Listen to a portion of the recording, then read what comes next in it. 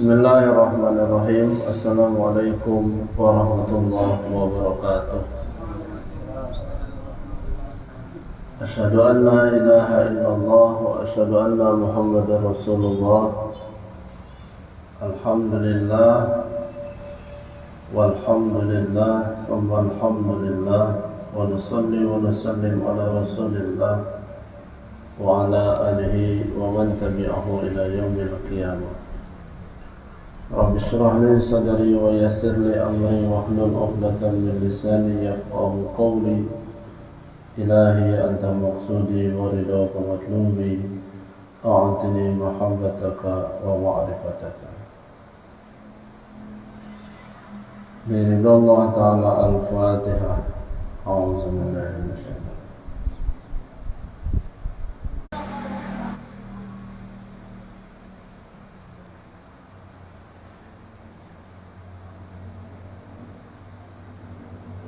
Al-Fatihah.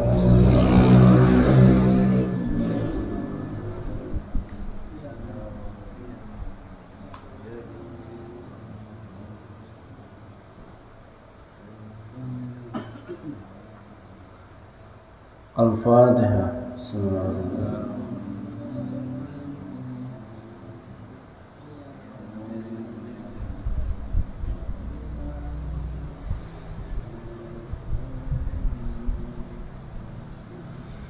Al-Fatihah.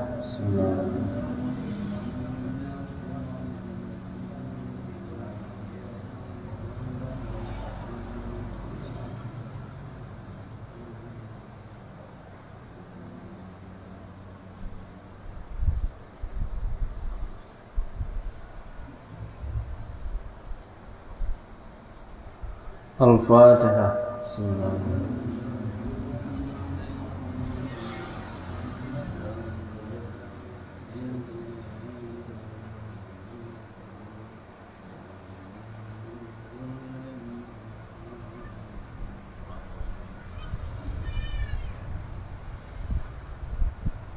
Bersyukur kepada Allah, kita masih dalam keadaan sehat zahir batin.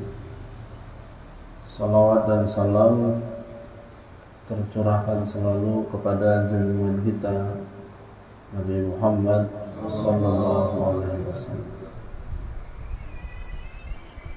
yang sama-sama kita hormati, kita muliakan.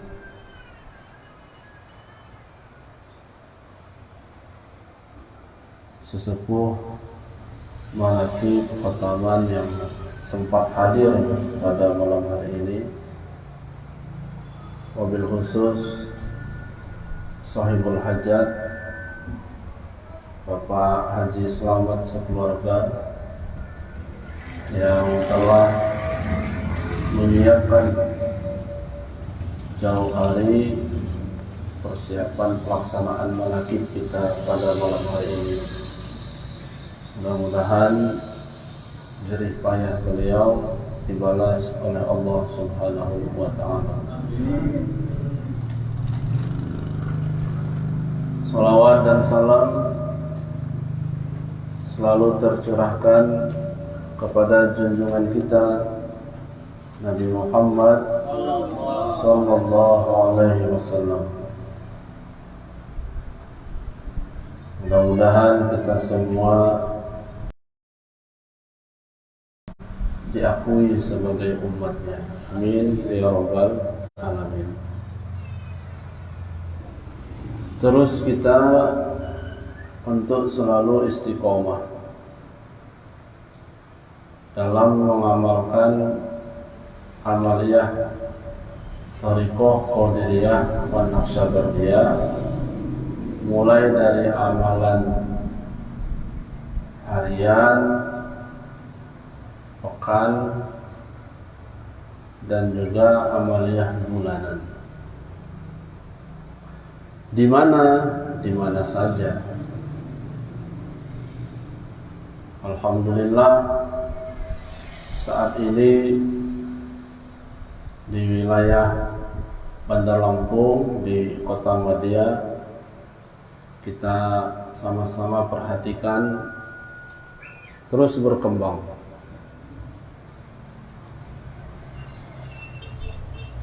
selalu ada kegiatan-kegiatan manakib. Yang mahal itu adalah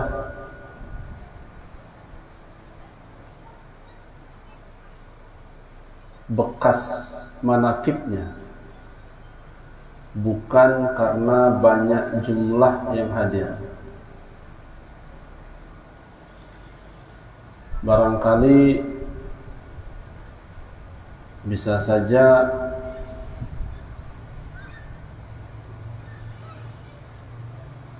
merasa puas ketika dihadiri oleh banyak jamaah.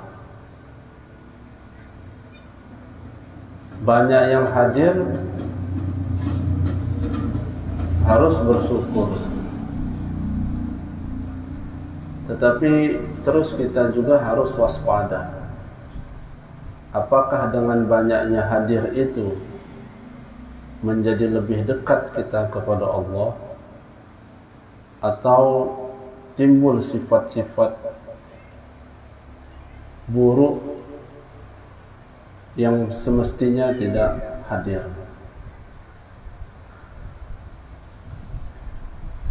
Banyak dan membekas itu bagus.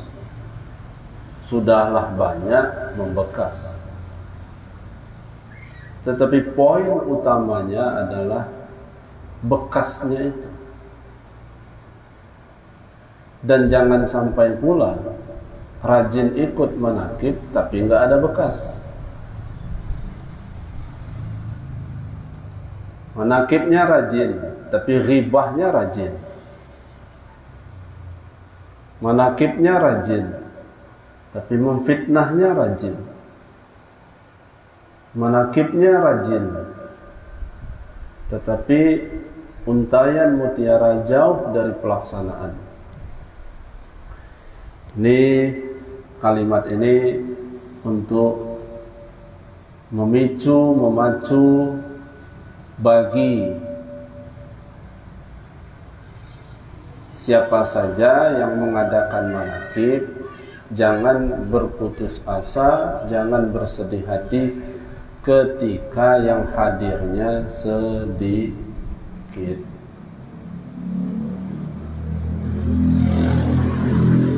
Tapi apakah pernah di kota Madia ini sedikit? Saya rasa kayaknya belum lah. Sedikit itu tolak ukurnya 2 yang hadir. Pernah nggak ada kegiatan manakib di kota Madia 2 yang hadir? Itu belum. Ma taraqqaba min kalimataini fa'aktsara. Jadi yang disebut dengan muraqab, tarkib itu tersusun, dan jamaah itu ya minimal itu 2 itulah. Tapi jamaah sedikit. Andaikan kita ngundang juga nggak ada yang hadir sama sekali, ya udah kita sendirian aja. Jadi yang MC kita pakai nama samaran aja. Baiklah, untuk yang membaca Al-Quran Bapak Bambang. Dan untuk selanjutnya acara tanbih Bang, yang akan disampaikan oleh saudara Bang. Nggak apa-apa, diborong semuanya. Termasuk makan, ya kita aja sendirian. Jadi baca doanya kita, yang ngaminin kita. Mana yang dihidangkan, ya udah kita aja yang makan sendirian. Langsung posting, kirim ke grup, kasih judul kecewa. Langsung izin mengundurkan diri dari grup, keluar. Ya itu kan ujian ya. Jadi jangan dianggap ujian itu hanya yang sifatnya kepada keluarga, istri, ekonomi, usaha, kerja, dan lain sebagainya. Manakib juga, kita itu ditempa juga. Ditempa dengan ujian. Bisa nggak menghilangkan riya dalam manakib itu? Bisa nggak menghadirkan ikhlas dalam manakib itu? Yang imam juga nggak boleh enjoy dengan imamnya. Imam juga diuji. Kamu bawa zikirnya banyak betul, benar nggak zikirnya? Apa karena ingin gagah-gagahan supaya dilihat orang, oh manakib ini zikirnya banyak gitu. Kita juga semuanya harus dalam kondisi apa? Waspada, mawas diri. Siapa itu? Ya seluruh kita. Kita mesti mawas diri. Itu untuk kegiatan apa? Manakib. Apalagi manakib di kita ini kan udah banyak ini.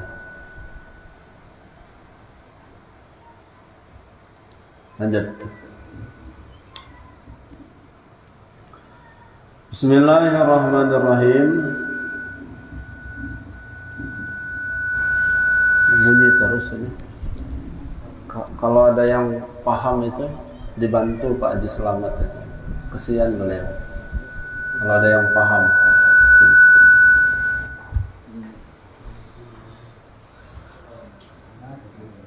Pak, langsung Bani Hasim aja kita. Dia langsung senang aja Bani Hasim. Ini yang kita tunggu katanya. Dah, ya cukup. Jadi bagi yang belum tahu, sudah. Tes, mati. Tes.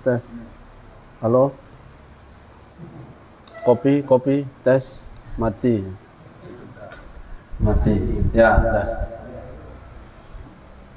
Cukup.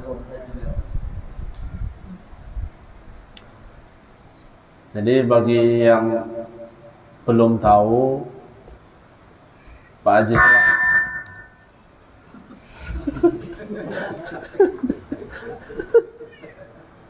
nggak senang betul kayaknya ini. Kita ceramah ini.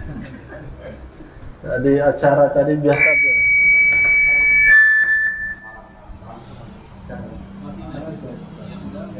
Tes. Sudah. Ini ditonton sedunia ini. Facebook.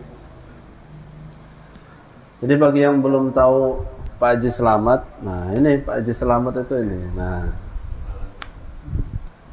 Mana Pak Haji Selamat? Nah ini beliau ini Pak Haji Selamat. Kecil orangnya, tapi semangat kalau manakib.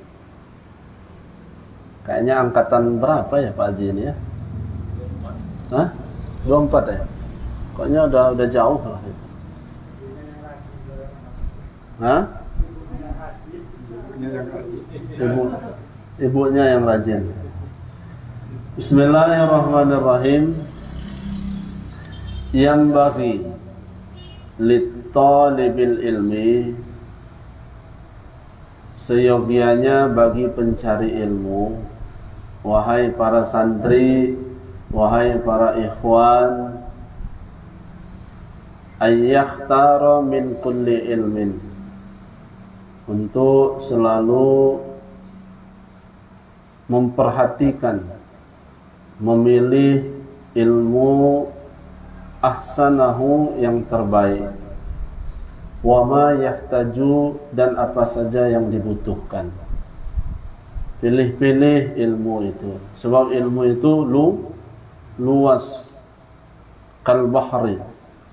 Ilmu itu laksana bagaikan laut, bahrun amik, lautan yang sangat dalam luas.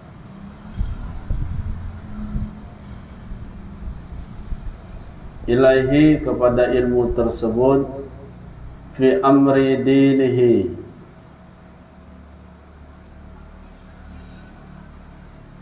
yang bisa dibawa untuk mendekatkan diri kepada agama fil hal, dari segala keadaan. Summa ma yahtaju ilaihi fil mal, kemudian setelah itu baru mencari ilmu-ilmu yang diperlukan pada masa yang akan datang. Jadi ilmu pokok itu adalah mencari ilmu untuk selalu menghidupkan agama, mendekatkan diri kepada Allah.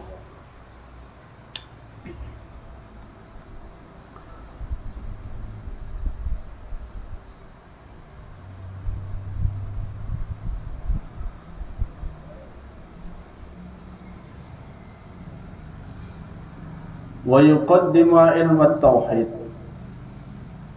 Nah ini pertama kali yang mesti dipelajari itu adalah ilmu tauhid.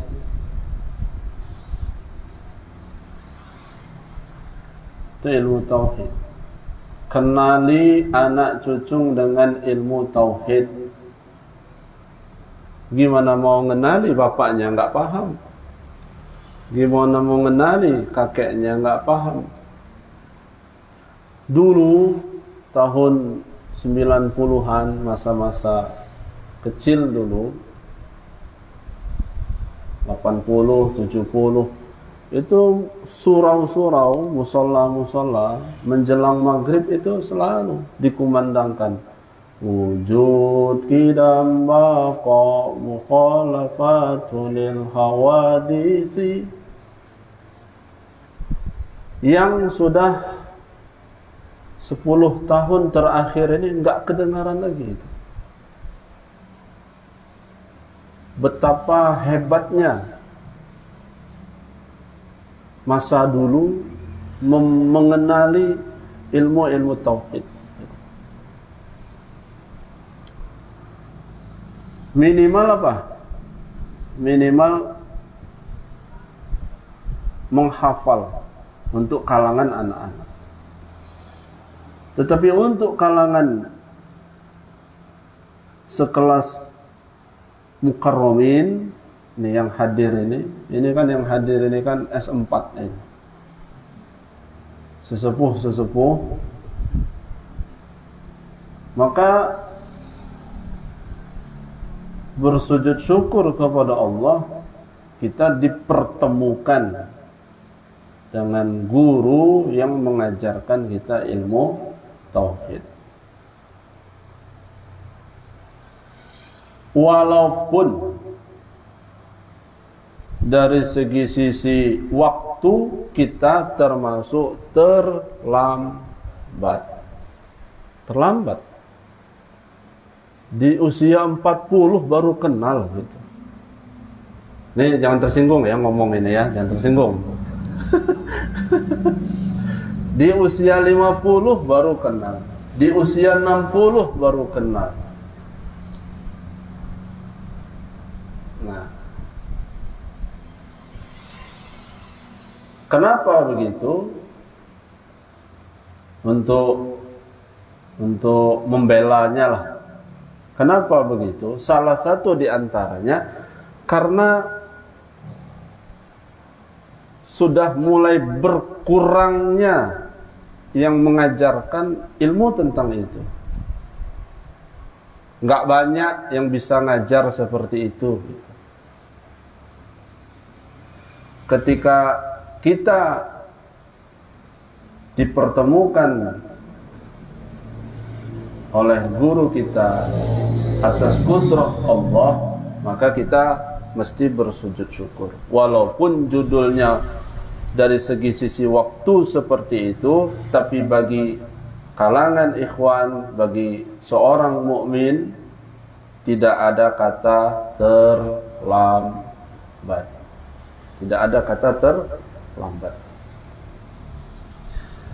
Dan ilmu tauhid itu bukan ilmu untuk pengetahuan saja. Ini yang mesti digaris bawahi. tetapi ilmu untuk terapan, ilmu untuk pakaian, ilmu aplikasi, bukan ilmu untuk pengetahuan saja, tetapi benar-benar dipakai sehingga menempa keyakinan diri kita kepada Allah Subhanahu wa ta'ala. Ada perubahan tidak sebelum belajar tauhid dengan sesudah? Banyak. Nah, itu salah satu sujud syukur kita kepada Allah. Maka ketika kita masuk tauhid, tasawuf 1, tasawuf 2, betapa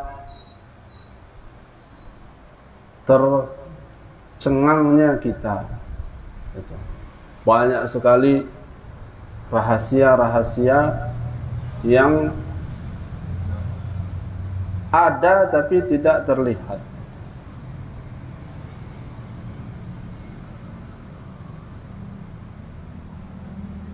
Ketika kita belajar, dibukakan pelajaran itu, kita mendapatkan pemahaman dari Allah Subhanahu wa ta'ala. Dan itu adalah mutiara yang sangat berharga, yang mahal dari segala yang ada.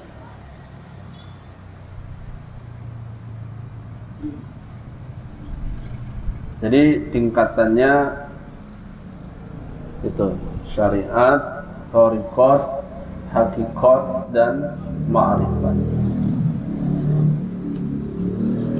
Tapi jangan salah, ada istilah sinyal-sinyal ma'rifat. Sinyal-sinyal ma'rifat yang dulu hadir tetapi kita tidak sadar.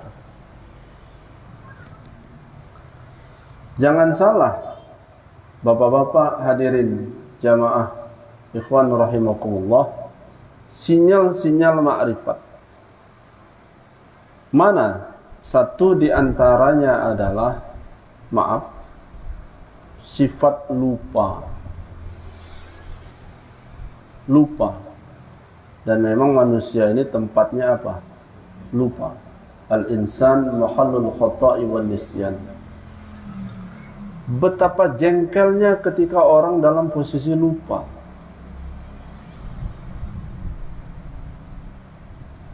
Tetapi kalau dikaji lebih jauh, terkadang dengan di posisi lupa yang akhirnya dia ingat kepada Allah, itu mulai sinyal gitu.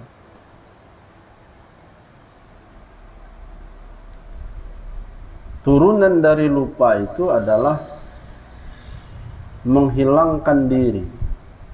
Tapi yang dimaksudkan di sini bukan lupa kepada Allah ya. Ketika orang berada di posisi lupa, lalu hanya yang dia ingat Allah Subhanahu wa ta'ala. Cobalah perhatikan kalau orang lupa itu. Naruh kacamata lupa. Keliling kamar enggak ketemu, ruang tamu enggak ketemu, ruang keluarga enggak ketemu. Di saat lupa itu, asma Allah yang dia sebut. Astaghfirullah. La ilaha illallah. Manalah ini kata dia. Tidak tahunya di atas kepala. Nah jadi terkadang di posisi itu sinyal-sinyal. Wa yuqaddimu ilmu tauhid wa ya'rifu Allah ta'ala bid-dalil.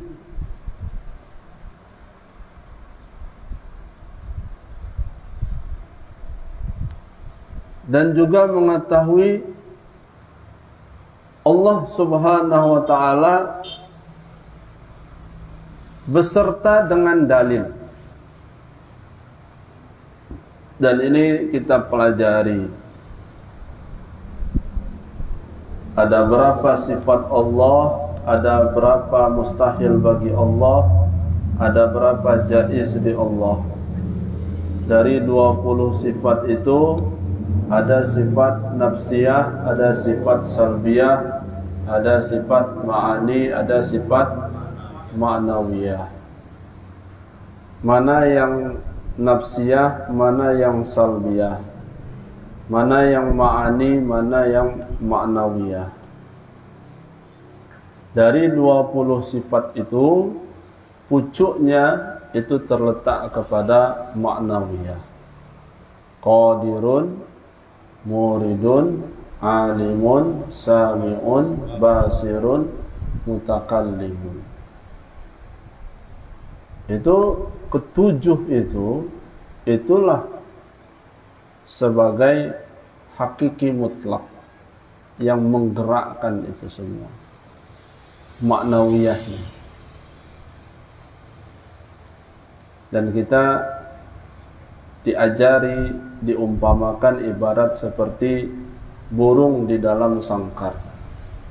Sebelum mengaji, pemahaman keyakinan kita bahwa yang bergerak itu adalah sangkar. Tetapi setelah kita mengkaji, setelah kita memahami bergeraknya sangkar karena bergeraknya burung, tenang sangkar, tenang burung, ke kanan sangkar karena burungnya ke kanan, ke kiri sangkar karena burungnya ke kiri. Nah, walaupun contoh itu seperti itu, tetapi itu memiliki makna yang sangat dalam. Ibarat seperti pisau dengan sarung, golok dengan sarung. Bagaimana mungkin sarung itu akan berbeda dengan golok? Kalaulah dia berbeda, bagaimana mungkin dia akan bisa masuk? Sifat jenis sarung mesti sama seperti jenisnya golok. Kenapa? Biar dia bisa masuk. Nah, jadi contoh-contoh yang diajarkan oleh guru-guru kita itu contoh-contoh keseharian yang bila mana diselami memiliki makna yang dalam. Alangkah sudah lamanya kita ini bercermin. Sejak kapan kita bercermin? Mungkin dari TK kita ini sudah bercermin. Tetapi kan ketika dikaji, didalami, timbul keluar istilah layangkan pandang pada yang zahir, tukikkan pandang pada yang batin. Yang dipandang adalah cermin, tapi yang terlihat adalah diri. Ketika saat melihat diri, apakah cerminnya dipandang? Tidak. Kalau masih mandang cerminnya, ya nggak kelihatan dirinya. Ketika memandang diri, maka sirnalah cermin itu. Kenapa ada zikir ismu zat yang ketika dia memandang, bisa yang dia pandang itu hancur? Ya, karena sudah masuk kepada ranah tataran itu. Dan itu berlaku untuk segala af'al yang Allah ujikan kepada kita. Jadi kalimat bahasanya adalah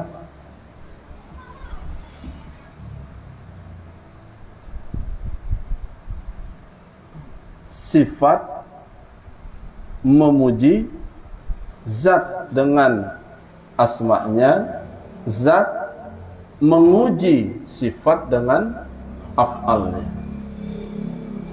Itu kan luar biasa. Kalimat-kalimat itu keluar dari contoh cermin itu tadi.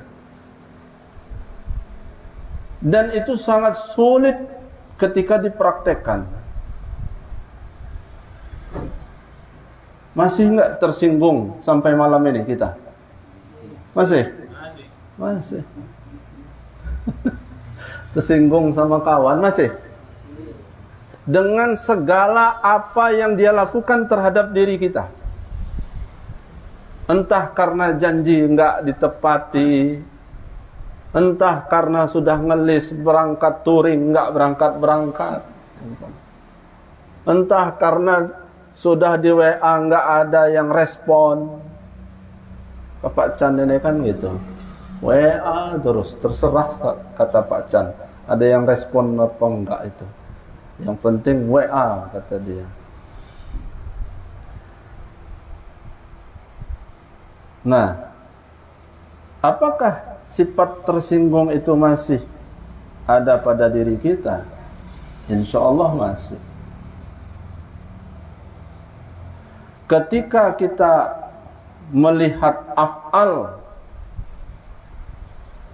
orang lain, Allah uji diri kita dengan af'alnya, lantas kita tidak mampu melewati itu, berarti ketauhidan baru sebatas pengetahuan. Baru sebatas pengetahuan.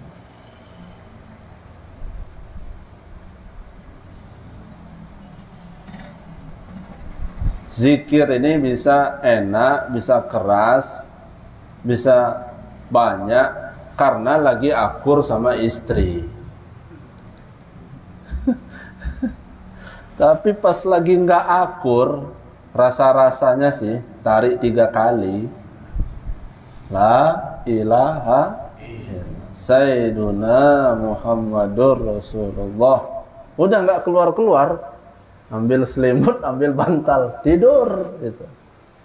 Saat itu Allah sedang menguji kita dengan af'alnya. Mampu nggak kita memandang cermin itu tadi? Jadi istri itu yang dipandang, tapi yang terlihat itu mestinya zat gitu loh. Hesek,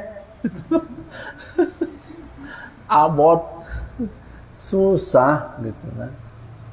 Nah, kalau belum bisa, berarti baru sebatas pengetahuan.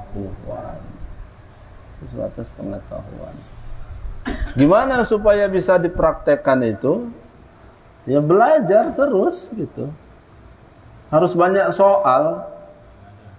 Supaya pingin bisa, ya soal itu harus banyak. Ujian harus banyak. Kata Tuhan, ya kamu udah lulus di ujian ini, kasih lagi soal berikutnya. Disangka sudah selesai, rupanya yang kita selesaikan itu pilihan ganda. Besok paginya esai. Esainya Allah, bukan esainya panitia gitu. Lanjut.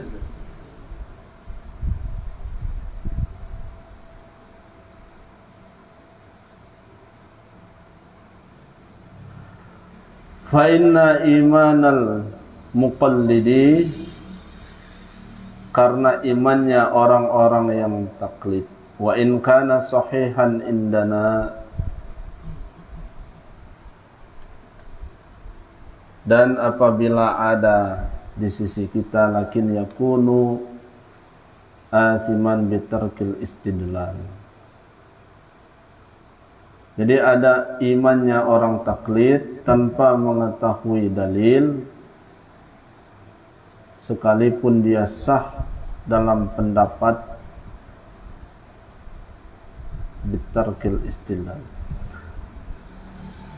Wa yaktarul atiqa dunal muhdasati.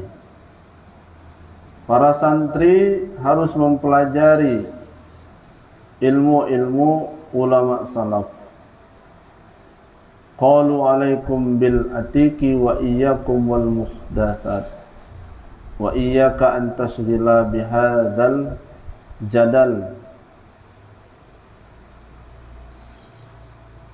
Jadi tetaplah kalian pada ilmunya para ulama. Para ulama berkata, qalu alaikum bil atik wa iyyakum wal muhdatsat. tetaplah kalian pada ilmunya para nabi. Wa iyyaka an tasghila bihadzal jadal alladhi zahara ba'dal inqirat al-akabiril minal ulama.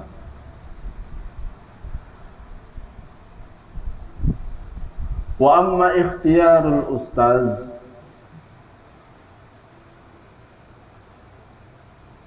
dan kita pula perlu memilih-milih guru, ustaz. Enggak semuanya bisa diikuti. Wa yanbaghi ay yakhtarul a'lam, juga harus melihat sifat wal awra, sifat wara. Wal asanna kama ikhtaru Abu Hanifah hina izin Hammad bin Abi Sulaiman ba'da ta'ammuli wa tafakkuri. Sebagaimana Abu Hanifah memilih Hammad bin Abi Sulaiman karena beliau memiliki kriteria sifat-sifat tersebut. Maka Abu Hanifah mempelajari, waqala Abu Hanifah rahimahullahu ta'ala, dan Abu Hanifah berkata, wajadtuhu syaikhan,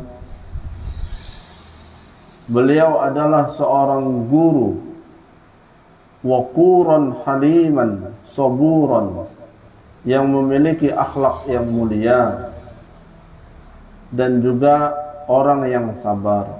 Waqala sabatun inda Hammad bin Abi Sulaiman fanabatu,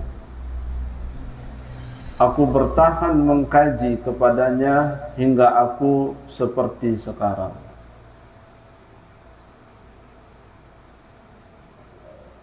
Jadi ketika dalam pencarian ilmu itu, seseorang harus melihat sifat guru itu dalam keadaan memiliki sifat wara.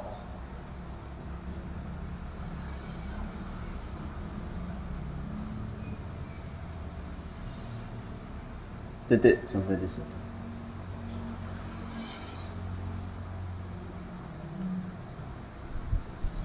Masuk kepada Al-Hikam. Bismillahirrahmanirrahim.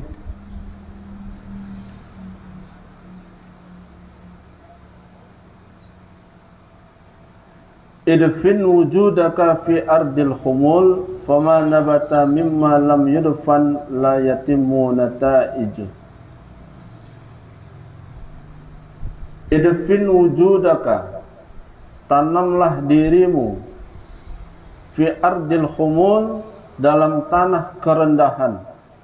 Fama nabata mimma, sebab tiap sesuatu yang tumbuh, mimma lam yudfan, tetapi tidak ditanam, la yatimmu nata'ijuh, maka tidak akan sempurna hasilnya.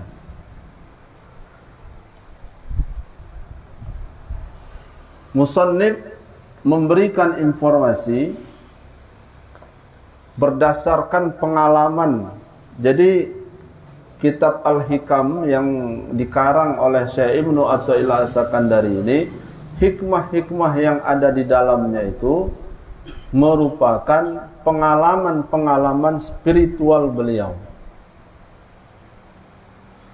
Ketika kita ingin masuk kepada hikmah ini, idfin wujudaka fi ardil khumul, ketika kita ingin menjadi orang yang baik, menjadi orang yang soleh, ingin menjadi orang yang istiqomah, maka mulai ditanam dari sekarang. Ketika dia sudah ditanam, maka dia mesti apa? Dijaga. Kapan kita ini ditanam? Itu ketika kita menerima talqin zikir, ketika qalbu kita diingatkan kembali kepada kalimah tauhid, kalimah la ilaha illallah. Itu posisi kita ditanam kembali. Setelah itu apa yang terjadi? jaga, rawat tanaman itu. Bagaimana cara merawatnya? Dipupuk. Mana pupuknya? Pupuknya sudah ada. Pupuk hariannya sudah ada. Pupuk mingguannya sudah ada. Pupuk bulanannya sudah ada. Kalau itu tidak dipupuk, maka semak belukar. Tanaman aslinya bisa mati, malah yang berkembang alang-alang. Karena itu pupuk di tempat tanah kerendahan.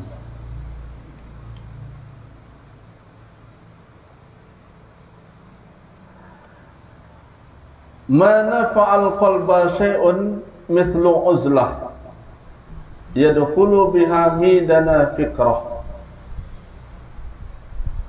Mana fa'al qalba syai'un, tiada sesuatu yang sangat berguna bagi hati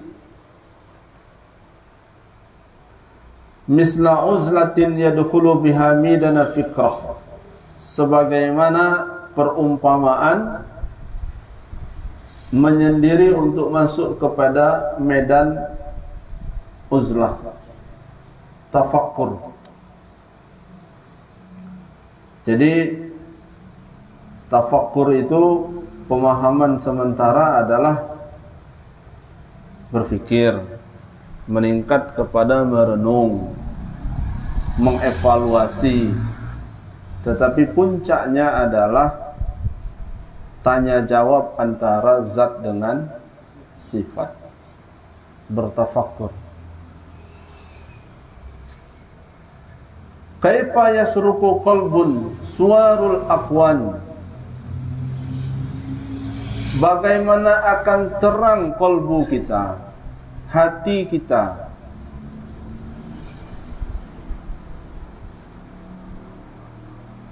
sementara suwarul aqwan tergambar oleh dunia ini laksana lukis dalam lensa cermin hati, muntabi'atun fi mir'atihi. Seseorang yang gambar dunia ini terlukis dalam lensa hatinya. Am kaifa yarhalu ilallah, padahal ia, atau bagaimana akan pergi menuju kepada Allah, wa huwa muqabbalun bi syahawatih, padahal ia masih terbelenggu oleh hawa nafsunya. Bagaimana mungkin hati kita ini akan terang? Bagaimana mungkin hati kita ini akan disinari oleh cahaya ilahi kalau hati kita masih tercermin dengan perkara-perkara dunia yang menyelimuti hawa nafsu?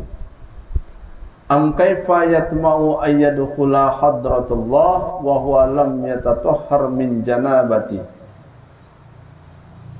atau bagaimana mungkin akan dapat masuk kepada hadirat Allah padahal ia belum bersih suci dari kelalaian yang di sini diumpamakan dengan janabat. Jadi bagaimana mungkin kita akan masuk medan hadratullah, wusul kepada Allah, kalau kita masih diselimuti dengan perkara hawa dan nafsu. Lam yatatahhar min janabati ghafalatihi, masih lalai kita kepada Allah. Am kaifa yarju ayyafhama daqa'iqal asrar, atau bagaimana mungkin kita akan mengharap memahami rahasia-rahasia ketuhanan, wa huwa lam yatub min hafawatihi, padahal ia belum taubat dari kekeliruan. Jadi ini ada 3. Yang pertama, kaifa yasruku qalbun suwarul aqwan, bagaimana hati ini akan tercerminkan dengan cahaya-cahaya ilahi, sementara kitanya masih dilalaikan oleh perkara-perkara dunia yang diperturutkan oleh hawa dan nafsu. Itu sedikit demi sedikit harus mesti apa? Dikikis. Jadi yang maksud diperturut oleh hawa nafsu itu apa? Dengan adanya perkara dunia menjadi lupa kita kepada Allah Subhanahu wa ta'ala. Jadi kalau kita ada usaha, sebisa bagaimana mungkin juga usaha itu jangan sampai membuat kita lupa kepada Allah. Kalau kita ada jabatan, seusaha mungkin bagaimana dengan jabatan itu jangan sampai lupa kepada Allah Subhanahu wa ta'ala. Lalu yang kedua, bagaimana mungkin kita akan masuk kepada medan Allah wa huwa lam yatatahhar min janabah, sementara kita belum suci dari janabat. Maka dalam zikir kita itu diawali dengan kalimat astaghfirullah hal ghafurur rahim, dan diakhiri astaghfirullah rabbi min kulli zanbin wa atubu ilaih. Astaghfirullah rabbi min kulli zanbi wa atubu ilaih. Astaghfirullah rabbi min kulli, astaghfirullah, aku memohon kepadamu ya Allah, Rabbi, wahai Tuhanku, min kulli zanbin, dari segala bentuk dosa. Jadi dosa ini begitu banyak. Ada dosa mata, ada dosa telinga, ada dosa tangan, ada dosa kaki gitu. Maka di awal-awal Abuya mengajarkan kepada kita, kalau bisa itu istighfar taubat itu dipretelkan. Astaghfirullahaladzim, ya Allah, ampuni segala dosa dan kesalahan mataku. Astaghfirullah, ya Allah, ampuni segala dosa dan kesalahan telingaku. Astaghfirullahaladzim, ya Allah, ampuni segala dosa dan kesalahan tanganku. Kalau enggak setiap hari, seminggu sekali. Enggak juga cari waktu untuk bisa kayak gitu. Maka diusahakan para ikhwan ini, kita semua diusahakan ada tempat kholwat di tempat masing-masing. Kalau bisa ada tempat riadoh di tempat masing-masing. Cari itu. Kalau tadinya dia jadi gudang, nggak dipakai lagi, jadikan tempat kholwat itu, tempat riadoh. Yang tadinya banyak sangkar-sangkar burung, burungnya udah pada lepas, sangkarnya udah pada hancur, daripada nggak kepake, ruangan itu jadikan apa itu? Kholwat, riadoh. Apalagi yang ada lantai 2, enak itu. Di atas riadoh, tapi sering-sering turun ke bawah. Lihat di bawah ada tempe, ada tahu.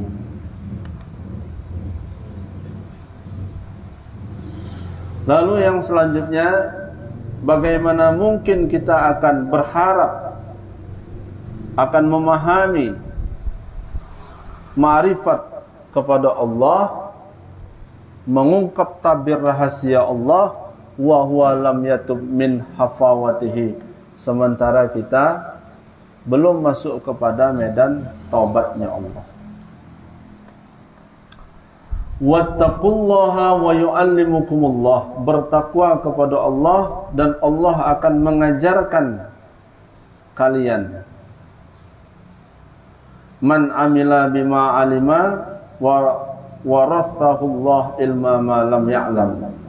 Man amila bima alima, siapa yang mengamalkan apa yang sudah dia ketahui, warathahullah, maka Allah akan mewariskan kepadanya ilma ma lam ya'lam, pengetahuan apa yang belum ia ketahui. Sadar nggak bapak-bapak, ketika ngaji kita belum paham, Lama belum paham. Tapi intensif zikir jalan terus. Khotaman jalan terus. Manakib jalan terus. Ketika itu jalan, lama-kelamaan keluar dari mulut, oh gini, oh iya gini. Itu masuk kepada man amila bima alima. Siapa orang yang mengamalkan ilmu pengetahuan, warasahullah, maka Allah akan mewariskan ilma ma lam ya'lam, pengetahuan yang ia tidak ketahui. Jadi pengetahuan ini kayak apa?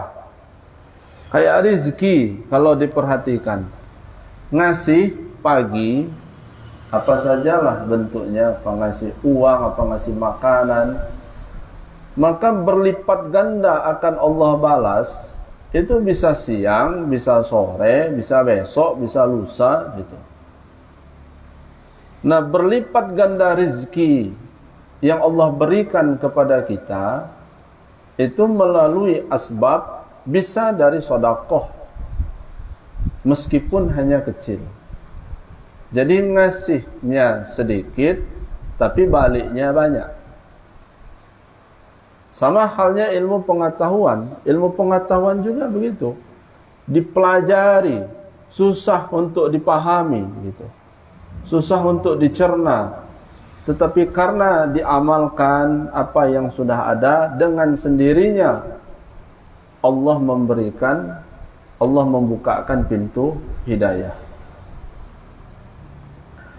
Al-kaunu kulluhu zulmatun. Alam itu semuanya berupa kegelapan. Ini disebut dengan kaun. Sama-sama ikuti. Kaun. Lagi. Bukan Pak Kaum. Kalau Pak Kaum lain lagi. Kaun. Kaf, waw, nun. Kaun. Ya. Kaun itu alam. Al-kaunu kulluhu zulmat. Ini menarik ini. Ini kalau mau tahu dalil tentang apa yang selama ini dikaji. Jadi masuk Facebook masalahnya. Al-kaunu kulluhu zulmatun. Kaun itu seluruhnya apa? Gelap. Wa innama ana rahu zuhurul haqqi fihi. Wa innama, dan sesungguhnya, ana rahu zuhurul haqqi fihi, sedang yang meneranginya, yang menampakinya, itu adalah hak Allah padanya. Kan gak masuk ya?